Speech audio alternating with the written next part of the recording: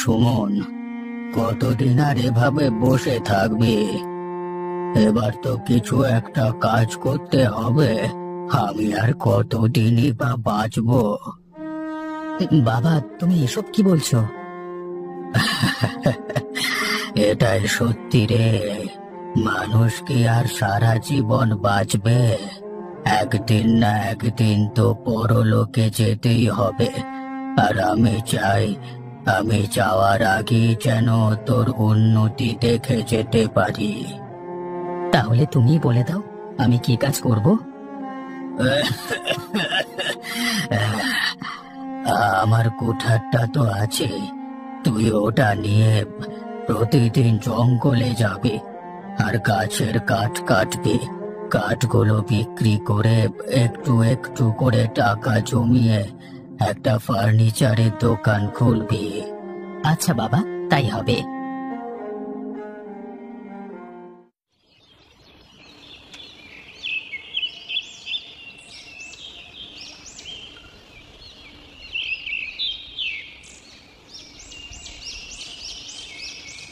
কি রে সুমন, নদীর ধারে একা একা বসে আছিস কেন? হ্যাঁ, একা একা বসে কি করছিস? বাবার খুব শরীর খারাপ, আমারও কিছু কাজ নেই, কি করে সংসার চালাবো? এবার থেকে বাবার কুঠারটি নিয়ে কাঠ কেটে বিক্রি করে সংসার চালাতে হবে। হ্যাঁ হ্যাঁ, কিছু একটা তো করে সংসার চালাতে হবে না? আচ্ছা, কাল সকালে যখন যাবি আমাকে ডেকে নিস, হ্যাঁ? তোর সাথে আমিও যাব। তুইও যাবি আমার সাথে? হ্যাঁ, তোকে আমি একা ছাড়বো কি করে? আর এমনিতেও আমার কাজ নেই, তবু দুটো পয়সা দেখতে পাবো। আচ্ছা, তাহলে আমিও যাব আমার গরুর গাড়িটা নিয়ে। না হলে কাঠগুলো কিসে করে নিয়ে আসবি বলতো? আচ্ছা, কালকে সকালে তাহলে আমি তোদের দুজনকে ডেকে নেব, কেমন? হ্যাঁ, আমরা তিন বন্ধু যা করব সব সময় মিলে মিশে একত্রিত হয়ে কাজ করব। একতা বজায় রাখলে সবকিছুই সম্ভব।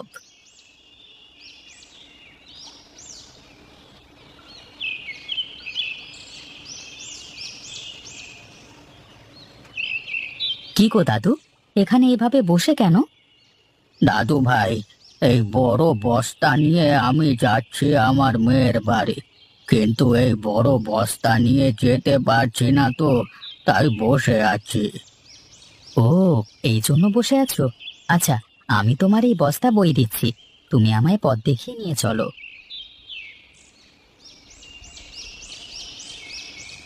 খুব উপকার করলে বাবা। আমার মেয়েটা পথ চেয়ে বসে আছে যে আমি কখন আসবো। এটা তো আমার কর্তব্য, কেউ বিপদে পড়লে তাকে সাহায্য করাই তো মানুষের কর্তব্য। মানুষই তো মানুষকে সাহায্য করবে, কিন্তু এখনকার দিনে কেউ আর নিজেরটা ছাড়া অন্যেরটা দেখতে চায় না।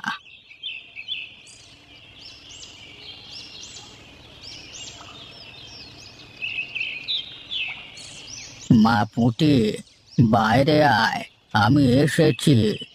বাবা সুমন, তুমি খাওয়া দাওয়া করে তবেই যাবে কিন্তু।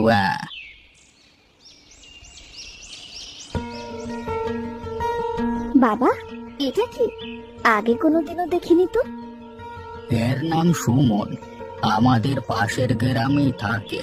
আমি ওদের গ্রাম দিয়ে আসছিলাম, আসবার সময় এই বস্তাটিকে নিয়ে আসতে পারছিলাম না বলে গাছতলায় বসে বিশ্রাম করছিলাম। তা দেখে সুমন সাহায্যের হাত বাড়িয়ে দিয়েছে। দাদা ভাই, আপনি বসুন, কিছু খেয়ে যাবেন। আমাদের অত বড় সাহায্য করেছেন, খালি পেটে কি পাঠাতে পারি? না না, আমার জন্য কিছু আনতে হবে না, আপনি শুধু এক ঘটি জল নিয়ে আসুন, খুব পিপাসা পেয়েছে। যা পুটি, এক ঘটি জল নিয়ে আয় তাড়াতাড়ি। কিছু খেয়ে যাবেন না দাদা ভাই? খালি পেটে চলে যাবেন? না না, এখন বসলে হবে না, অনেক কাজ পড়ে আছে, আসবো কোনো একদিন, পেট ভরে খেয়ে যাব, কেমন?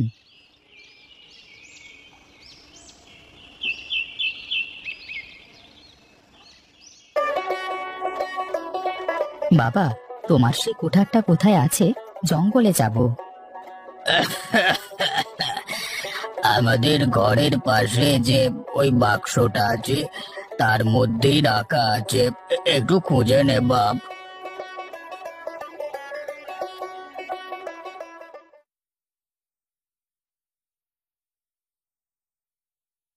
কোঠারটির ধার তো একদম কমে গেছে, আগে বসে বসে ধার দিয়ে নি।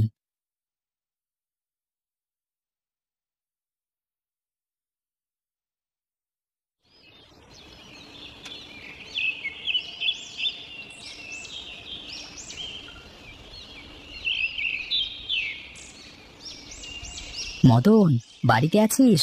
আরে জঙ্গলে যাব কাঠ কাটতে, তাড়াতাড়ি বেরিয়ে পড়। হ্যাঁ হ্যাঁ, যাচ্ছি যাচ্ছি, একটু দাঁড়া।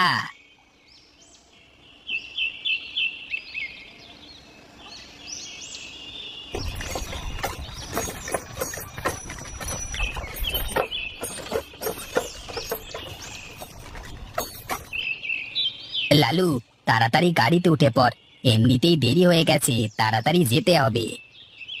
হ্যাঁ হ্যাঁ, উঠছি উঠছি।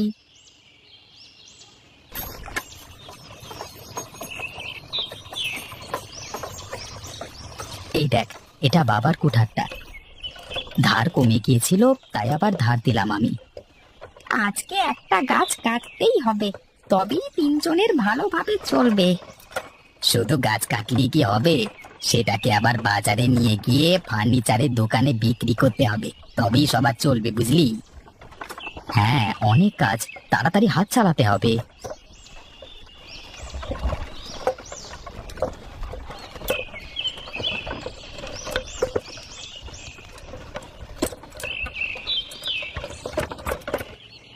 দাঁড়া মদন, ওই দেখ, একটা কচু গাছ মাটি থেকে ওপরে পড়ে আছে।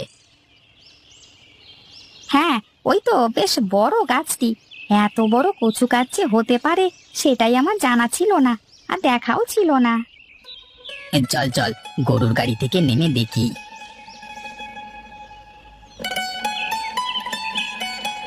দয়া করে আমাকে তোমরা মেরো না। তুমি ভয় পেও না আমাদের দেখে, আমরা তোমার কোনো ক্ষতি করব না। দয়া করে আমায় আবার মাটিতে লাগিয়ে দাও, না হলে আমি মারা যাব। একটু সাহায্য করো আমায়, না হলে আমি আমার প্রাণটা হারাবো। আচ্ছা, তুমি একটু দাঁড়াও, ভয় পেও না, আমরা তিনজনে তোমায় আবার মাটিতে লাগিয়ে দেব। ধন্যবাদ তোমাদের তিনজনকে, তোমরা না আসলে আমি মারাই যেতাম।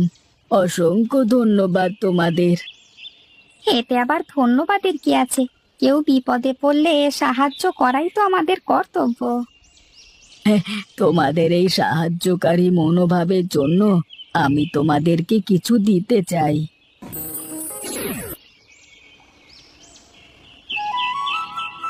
তোমরা আমার এত বড় উপকার করেছো, তার বিনিময়ে তোমাদের জন্য এই পুরস্কার। এই পুরস্কারের কথা তোমরা নিজেদের পরিবারকে ছাড়া কাউকে বলবে না। না না, আমরা এর কথা আমাদের পরিবারকে ছাড়া আর কাউকে বলবো না। না না, কাউকে বলবো না। একদমই বলবো না, চিন্তা করো না তুমি। তোমরা প্রত্যেক দিন এই রকমই সময়ে আসবে আমার কাছে এবং মোহর নিয়ে যাবে, কিন্তু এই মোহর দিয়ে তোমরা যদি কোনো কিছু খারাপ কাজ করো তাহলে এই মোহর নিজে থেকে অদৃশ্য হয়ে যাবে।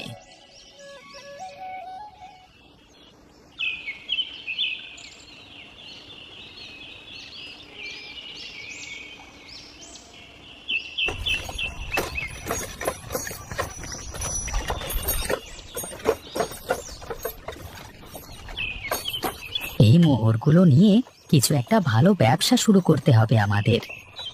হ্যাঁ হ্যাঁ, আমরা এই টাকা দিয়ে একটি ফার্নিচারের দোকান খুলবো। হ্যাঁ, পরিকল্পনাটা ভালো, কিন্তু ফার্নিচারের দোকানের পাশে একটা হোটেল করব, যেখানে কচু দিয়ে সবকিছু খাবার তৈরি হবে। হ্যাঁ, এই পরিকল্পনাটা ভালো।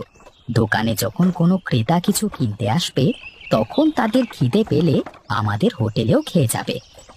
এই ব্যবসায় যা লাভ হবে তা আমরা তিনজনে মিলে ভাগ তো করবই, কিন্তু লাভের একটা অংশ আমরা গরিব দুঃখীদের দান করব।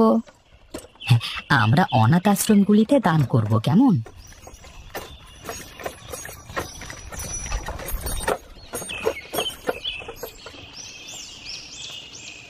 এইভাবেই তারা তিনজন রোজ জঙ্গলে গিয়ে মোহর নিয়ে আসে এবং রোজ একটি করে গাছ লাগিয়ে দেয়। তারা একটা ফার্নিচারের দোকান খুলে ব্যবসা শুরু করে। ওই দোকানের নাম দেয় একতা।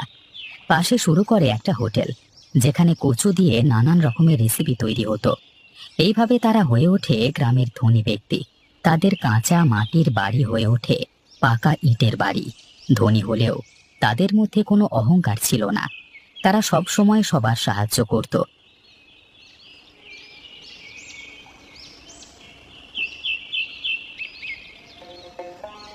তোমরা এই ছোট ছোট বাচ্চাদের সাহায্য করছো তো, দেখবে ভগবান একদিন তোমাদের খুব উপকার করবে।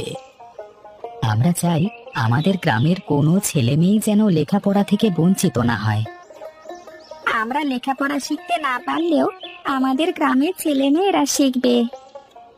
এই ছোট ছোট মুখগুলি তো আমাদের ভবিষ্যৎ।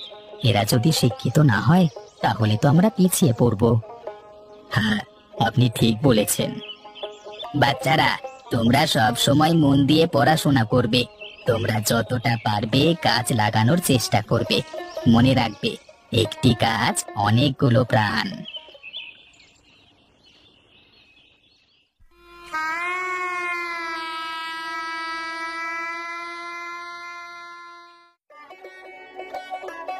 তুই খুব বড় মানুষ এখন, তাই না রে বাবা? আমি তো তোমার কাছে সব সময় ছোট গো। এইভাবেই সব সময় কঠোর পরিশ্রম এবং সততাটা বজায় রাখিস বাবা। জীবনে আর কোনোদিন বাধাপ্রাপ্ত হবি না, দেখিস। বাবা, এত কিছু তো আমি আর একা করিনি। এতে লালু আর মদন আমাকে অনেক সাহায্য করেছে। না হলে আমি একা এত দূর এগোতেই পারতাম না। খোকা, একসাথে যে কোনো কাজ কঠোর পরিশ্রম এবং সততার সাথে করলে সাফল্য পাওয়া যায়। একটা প্রবাদ আছে না, সবে মিলে করি কাজ, হারি জিতি নাহি লাজ। এটা সব সময় মনে রাখিস বাবা।